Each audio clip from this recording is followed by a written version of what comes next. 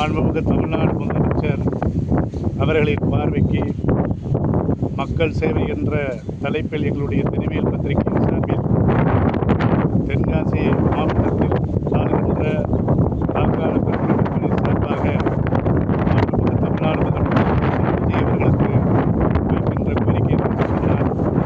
எங்களுடைய தென்காசி மாவட்டத்திலே 5 சட்டமன்ற தொகுதிகள் இருக்கிறது. இந்த 5 சட்டமன்ற தொகுதிகளுக்கு தலைமை காவல் நிலையமாக தென்காசியை தலைமையிடமாக கொண்டு மிக சிறப்பாக செயல்பட்டு வருகிறது.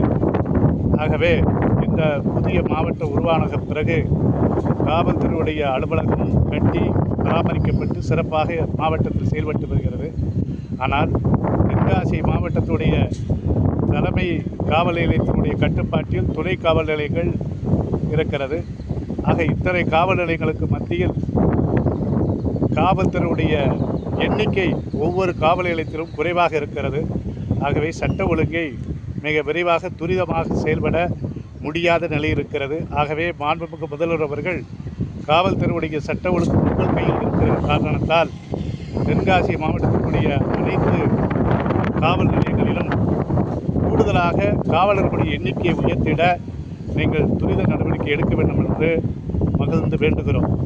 மேலும் இந்த 5 மாவட்டத்திலும் போக்குவரத்தை ஒழுங்குபடுத்தக்கூடிய போக்குவரத்து காவலர்கள் அதற்கான எண்ணிக்கையும் மிக சிறப்பாக உயர்த்த வேண்டும் என்று மக்கள் எதிர்பார்க்கிறார்கள்.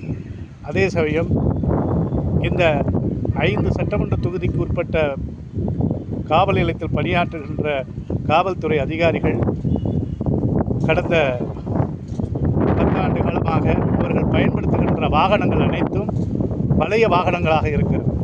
அந்த வாகனங்கள் புதிய வாகனங்கள் அரசு கொடுத்து அவர்களை துரிதமாக மக்கள் சேவையாற்ற அதற்கான நிலையை அரசு எடுக்க வேண்டும் என்பது மக்களின் எதிர்பார்ப்பாகும்.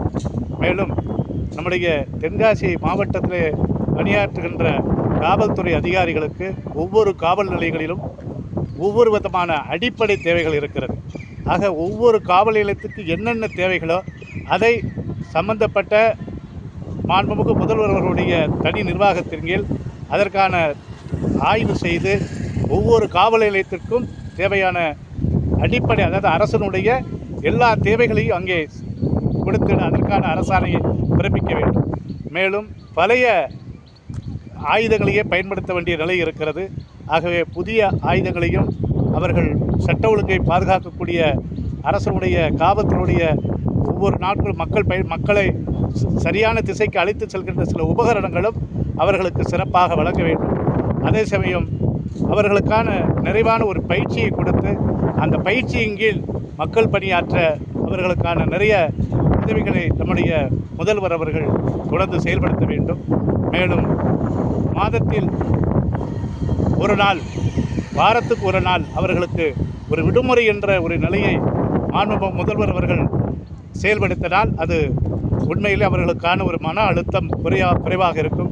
ஆகவே அவர்களுடைய எதிர்காலம் கருதி, அவர்களுடைய சந்ததிகளுடைய எதிர்காலம் கருதி காவல்துறையை மிகப்பெரிய அளவில் ஒரு எதிர்காலத்தில் எடுத்து சென்றிட நிறைய திட்டங்களை நீங்கள் முன்னெடுத்து சென்றிட எங்கள் தினவியல் பத்திரிகை சார்பாக உங்கள் பார்வைக்கு இச்செய்தியை மக்களின் சார்பாக சமர்ப்பணம் செய்கிறோம்.